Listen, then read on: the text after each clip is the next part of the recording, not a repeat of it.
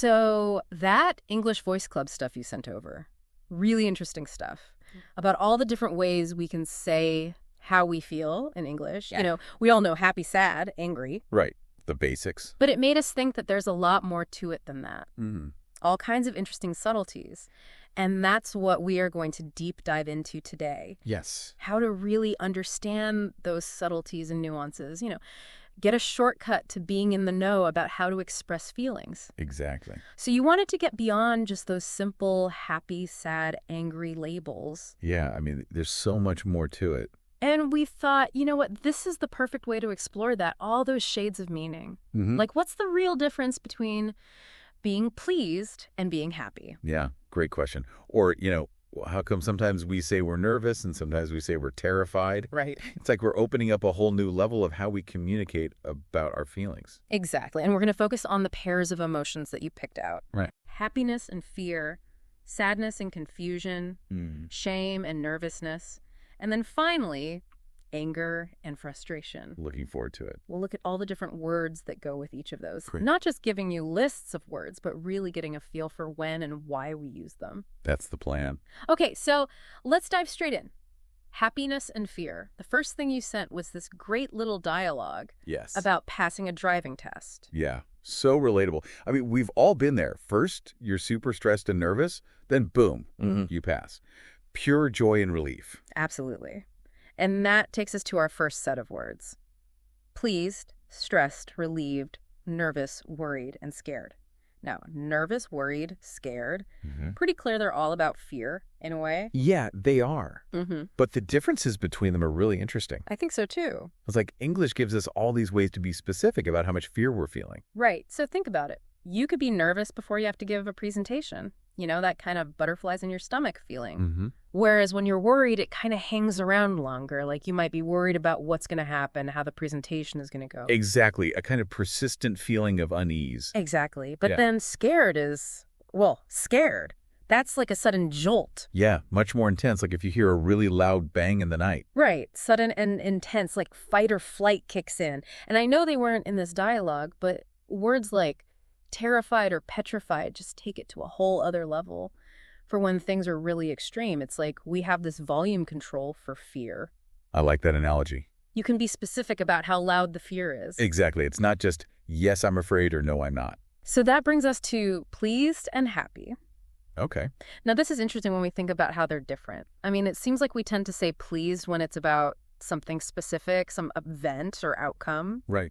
But happy can just be, happy in general, just this ongoing state. That's right. Think of it like this. You could say she was happy throughout her retirement. An overall feeling. But if you're talking about a specific thing, you'd say something like, I was pleased with how my painting turned out. It suggests you're satisfied with a particular result. Right. And I guess you could say, I was happy with how my painting turned out, and it wouldn't sound wrong. Yeah, you could. But you wouldn't say she was pleased throughout her retirement. I see what you mean. Yeah, you wouldn't. So happy has a broader meaning. Yeah. I wonder why that is. I mean, is it that some positive emotions are more about things that are happening around us and some are more about something inside us? That's a good question. And then we've got relieved, Well, back to the driving test scenario. The test's over, the worry is gone. It's like all the pressure just vanishes. Finally. I know that feeling. Okay, let's move on to our next pair. Sadness and confusion. Sounds good.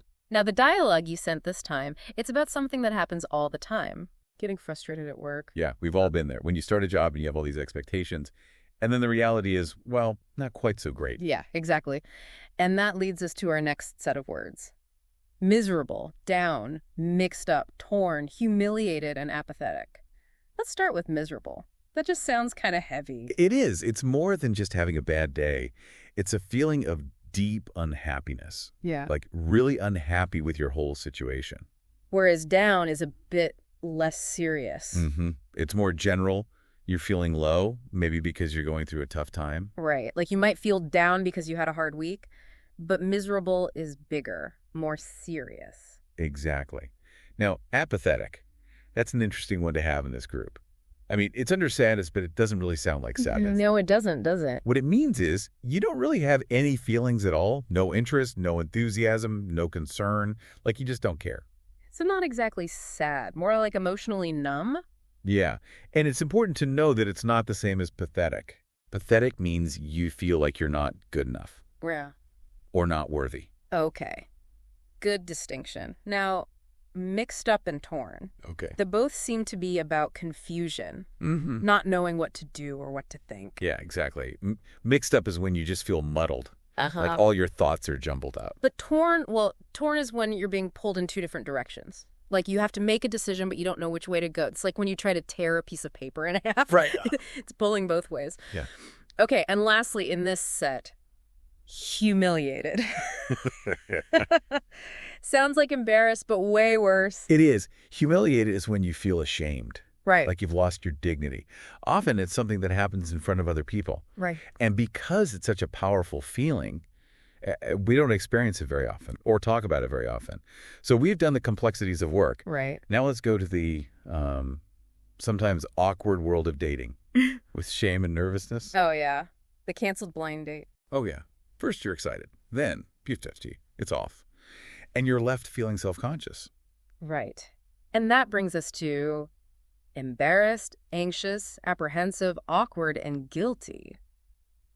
Now, it seems to me that anxious and apprehensive, they're often used in a similar way to nervous and worried. It's kind of a low-level fear. You're right. It's that uneasy feeling you get before something happens, Mm-hmm. when you don't know what the outcome is going to be. Like, will the date go well? Will I pass the exam? Yeah, that anticipation of something may be going wrong. Pre-event jitters. Now awkward, embarrassed, and guilty. The stuff you sent really broke those down. Mm-hmm.